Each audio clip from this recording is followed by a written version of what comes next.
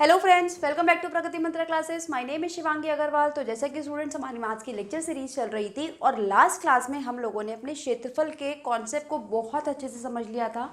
हमने आयत के लिए, वर्ग के लिए और त्रिभुज के लिए सारे सूत्रों को, फॉर्मूलेज को भी देख लिया था और हमने एक हल्का सा आइडिया ले लिया था वॉल्यूम और कैपेसिटी के बारे में भी। लेकिन वो टॉपिक हमारा कंप्लीट नहीं हो पाया था, तो आज उसी को कंटिन्यू करेंगे और वॉल्यूम और कैपेसिटी क्या है, इनकी क्या संकल्पना है, आयतन धारिता क्या होती है, इसको हम समझेंगे।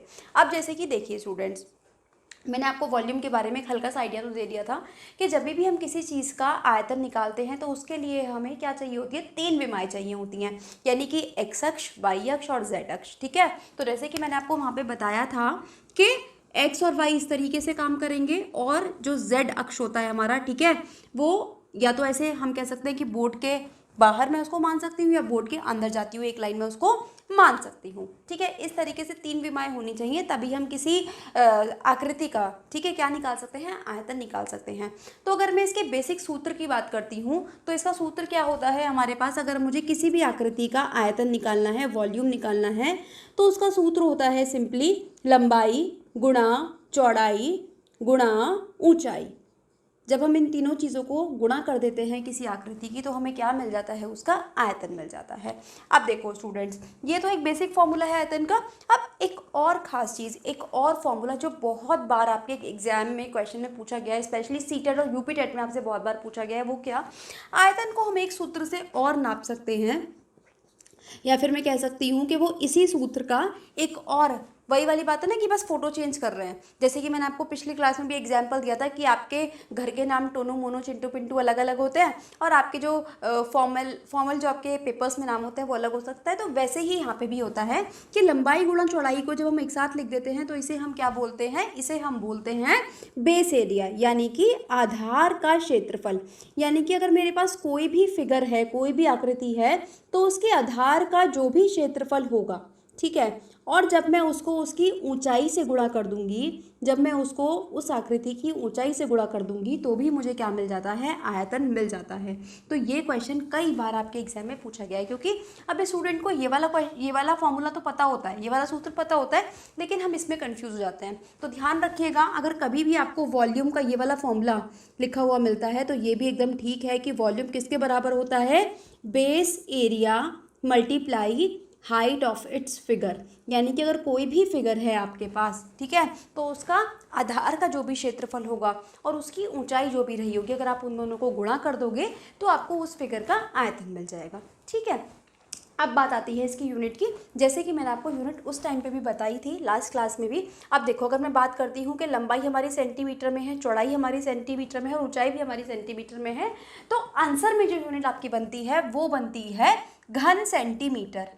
घन सेंटीमीटर। अब मीटर होगा तो आप मीटर लगा दोगे, किलोमीटर होगा तो किलोमीटर लगा दोगे, लेकिन उसके साथ तो घन आएगा ही आएगा, क्योंकि 3 विमाओं को हम यहाँ पे क्या कर रहे हैं, गुणा कर रहे हैं। और एक रिप्रेजेंटेशन इसका ये भी हो सकता है। ठीक है, अब ध्यान रखिएगा स्टूडेंट्स कि जब भी हम कैलकुलेशन करेंगे, जब भी हम किसी आकृति का वॉल्यूम या आयतन निकालते हैं, तो उस टाइम पर हमारी लंबाई, चौड़ाई और ऊंचाई तीनों एक ही हमारे, ठीक है, एक ही फॉर्म में होनी चाहिए, एक ही यूनिट्स में होनी चाहिए। ऐसा ना हो कि आपको ऊंचाई तो किलोमीटर्स में दी हुई हो और आपको लंबाई किसी चीज़ की क्या मीटर में दे दी हो, तो तब हम उस क्वेश्चन को डायरेक्टली सॉल्व नहीं कर सकते। पहले हमें उन सबको एक ही सेम चीज़ में कन्वर्ट करना पड़ेगा। और कन्वर्जन के लिए, जैसे कि मैंने आपसे कहा था, मैं भी आपको एक चार्ट बनवा दूंगी। इतनी बातें हमें समझ में आती हैं। अब देखो स्टूडेंट्स, आपने देखा होगा कि जब भी हम किसी चीज़ का आयतन नापते हैं, ठीक है, जब भी हम किसी चीज़ को द्रव की फॉर्म में, यानी कि लिक्विड फॉर्म में देखते हैं, तो उसको आपने देखा होगा कि हम लीटर्स में देखते हैं। जैसे कि हम कहते हैं ना कि 1 लीटर दूध, 2 लीटर दूध, या 1 लीटर पानी या 2 लीटर पानी, तो उसको हम लीटर में नापते हैं। लेकिन वो जिस बर्तन में रखा हुआ है, वो जिस बर्तन में रखा हुआ है, वो तो कैसी, उसकी यूनिट्स कैसी होती है हमारे पास, वो होती हैं सेंटीमीटर में। लेकिन अब जो द्रव का आयतन है उसको हम किस में नापते हैं, वॉल्यूम में नापते हैं, उसमें लीटर्स में नापते हैं। तो यानी कि अब हमें इनके बीच में एक संबंध स्थापित करना पड़ेगा। किसके बीच में, सेंटीमीटर, यानी कि ये जो हमारे सेंटीमीटर, मीटर्स और किलोमीटर्स होते हैं, इनके बीच में, और लीटर्स के बीच में हमें क्या करना पड़ेगा, एक संबंध स्थापित करना पड़ेगा। तो वो संबंध कैसे स्थापित करते हैं, और ध्यान रखिएगा ये चीज़ जो मैं आपको बताने वाली हूँ, ये आपके एग्जाम्स में बहुत ज़्यादा काम आने वाली है।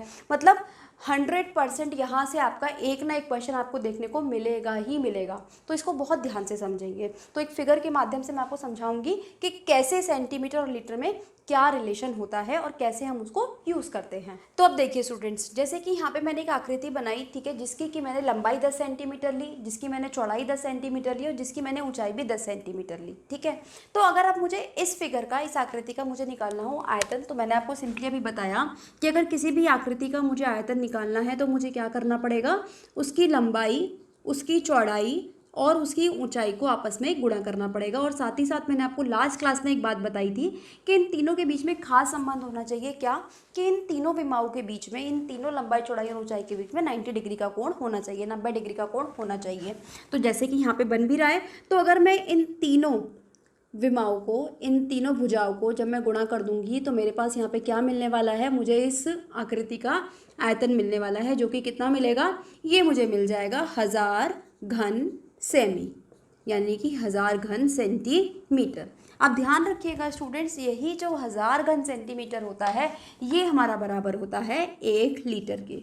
यही हमारा बराबर होता है 1 लीटर के, ठीक है। तो अब आपसे ना क्वेश्चन डायरेक्टली सीधा सीधा ये पूछा जाता है कि आपको क्वेश्चन इस तरीके से बना के देगा कि 1 लीटर किसके बराबर है। आपको 4 ऑप्शन दे दिए जाएंगे वहाँ पे। अब वो यहाँ पे क्या करेगा, 1 घन सेंटीमीटर, 1 घन मीटर, 1 किलोमीटर, ठीक है, 1 घन मिलीमीटर, इस तरीके से आपको 4 ऑप्शन दे देगा। सिंपली बस आपको वहाँ पे क्या करना है, आपको लिख के आना है कि जो 1 लीटर होता है वो किसके बराबर होता है, 1000 घन सेंटीमीटर के बराबर होता है। अब ये क्वेश्चन कई बार आपसे पूछा गया है, डायरेक्टली पूछा गया है, तो इसको हम याद रखेंगे, ठीक है। जैसे कि आपने देखा होगा ना कि भाई हमें तो आधा लीटर दूध चाहिए, तो आपने देखा होगा उस पर लिखा भी होता है 500 मिलीलीटर, ठीक है। यानी कि जब आप 1 लीटर को आधा करोगे, या फिर मैं इसको कैसे भी लिख सकती हूँ कि ये जो हमारे पास 1 लीटर होता है, ये किसके बराबर होता है, 1000 मिलीलीटर के बराबर होता है। तो अब चाहे ये बात लिखी हो, चाहे ये बात लिखी हो और चाहे ये बात लिखी हो, ये तीनों आपस में बराबर हैं। तो जब आपने देखा होगा कि अगर हम कहते हैं कि हमें आधा लीटर दूध चाहिए, तो वो 500 ml दूध दे देता है ना। हम बाजार से दूध के पैकेट कभी खरीद के लाए होंगे ना कभी ना कभी, तो आपने देखा भी होगा कि 1 लीटर के पैकेट भी आते हैं, आधा लीटर के पैकेट भी आते हैं। तो आधा किलो का जो आधा लीटर का पैकेट होता है, उस पर आपने देखा होगा उस पर 500 ml लिखा होता है।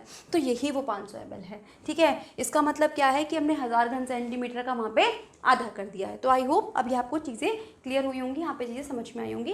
अब यहाँ पे एक चीज़ और है छोटी सी, एक वर्ड और लिखा हुआ है मैंने बोर्ड पे, क्या, जिसको मैंने लिखा हुआ है कैपेसिटी, यानी कि धारिता। अब देखो, कैपेसिटी का मतलब जनरल लाइफ में हमारे में क्या होता है, कैपेसिटी का मतलब वही क्षमता, कि मैं कितना काम कर सकती हूँ या आप कितना काम कर सकते हैं, वो आपकी कैपेसिटी है। मैं कितना काम कर सकती हूँ, वो मेरी कैपेसिटी है। जैसे कि अभी जब मेरी तबीयत एकदम फिट एंड फाइन थी, मैं तब मैं आपके लिए डेली एक लेक्चर्स लेके आ रही थी, है ना, डेली आपको क्लासेस मिल रही थी, सब मिल रहा था। तो वो मेरी कैपेसिटी थी कि भाई मेरी तबीयत ठीक है, तो मैं आराम से लेक्चर रिकॉर्ड कर रही हूँ, ठीक है, उसको अपलोड कर रही हूँ, सब चीज़ें कर पा रही हूँ। लेकिन अभी जब मेरी तबीयत खराब हुई तो मैं आपके लिए लेक्चर्स नहीं ला पाई। क्यों? क्योंकि जो मेरी कैपेसिटी थी, कार्य को करने की क्षमता थी, ठीक है, वो कम हो गई, यानी कि जो मेरी सामर्थ्य थी, है ना, वो कम हो गई। तो यही चीज़ होती है किसी बर्तन की कैपेसिटी, कि उस बर्तन में कितना सामान आ सकता है, उस फिगर में हम कितना सामान रख सकते हैं, कितने द्रव को, कितने मास को हम स्टोर कर सकते हैं, वो कहलाती है उसकी कैपेसिटी, या फिर जिसको हम बोलते हैं धारिता। तो अगर आपके सामने चाहे सामर्थ्य वर्ड आ जाए, चाहे धारिता वर्ड आ जाए, ठीक है, कैपेसिटी आ जाए, तो इन सब बातों का एक ही मतलब है, इसमें कंफ्यूज नहीं होना है। बाकी जो आपको क्वेश्चन करते टाइम चीज़ें ध्यान रखनी है, वो ये कि आपकी लंबाई, चौड़ाई और ऊंचाई के ये जो इसकी मापक है, ठीक है, जो इनकी यूनिट्स हैं, वो आपकी हमेशा सेम होनी चाहिए। क्वेश्चन सॉल्व करते टाइम वो डिफरेंट नहीं होनी चाहिए। तो अब अगर यहाँ पे आपसे कोई पूछ ले, इस तरीके से अगर आपसे क्वेश्चन दे दिया जाए कि अब आप समझ चुके हैं कि 1 लीटर में हमारे पास कितने मिलीलीटर होते हैं, 1000। तो अगर अब आपसे कोई पूछ ले कि भाई आधा लीटर में कितने मिलीलीटर होंगे, तो आपको सिंपली क्या करना है, इसका आधा कर देना है, यानी कि ये हो जाएगा आपके पास 500 ml। अब आपसे कोई पूछ ले कि भाई 1/4 लीटर में कितना मिलीलीटर होता है, तो आपको पता होना चाहिए कि भाई इसका भी आप 1/4 कर दो, तो सिंपली क्या हो जाएगा, 250 ml। अब ये क्वेश्चन मैं आपको क्यों बता रही हूँ, क्योंकि मल्टीपल चॉइस में बहुत चांसेस हैं कि आपसे इस टाइप के क्वेश्चंस पूछ लिए जाएं, तो वहाँ पे आपकी मिस्टेक ना हो, इसलिए मैं ये चीज़ आपको बता रही हूँ। और आपकी भी रिस्पॉन्सिबिलिटी बनती है कि नोट्स बनाते टाइम, ठीक है, चीज़ों को लिखते टाइम आप ये 2-3 चीज़ें ज़रूर नोट करेंगे, ठीक है, कि अगर आधा हमसे पूछ लिया जाए तो हम क्या बता के आने वाले हैं, एक चौथाई किस तरीके से निकालेंगे। अब आपसे कुछ भी पूछ ले, वो 1/6 पूछ ले, 1/5 पूछ ले, तो बस सिंपली आपको क्या करना है, अगर आपको ये रिलेशन याद है तो आप कोई भी रिलेशन आराम से यहाँ पे फाइंड कर सकते हैं। तो आई होप स्टूडेंट्स ये जो वॉल्यूम और कैपेसिटी का कॉन्सेप्ट था ये आपको समझ में आया होगा और अच्छा लगा होगा। तो अगर अच्छा लगा है, समझ में आया है, तो वीडियो को लाइक करना ना भूलें, शेयर करना ना भूलें, चैनल पर नए हैं तो सब्सक्राइब कर दें, बेल आइकन को हिट कर दें ताकि आने वाले सारे नोटिफिकेशंस आपको टाइम से मिलते रहें। प्लस इस क्लास का PDF प्राप्त करने के लिए आप हमारे टेलीग्राम चैनल से जुड़ सकते हैं, जिसका लिंक आपको डिस्क्रिप्शन बॉक्स में दे दिया गया है। और आप हमें इंस्टा पर भी फॉलो कर सकते हैं।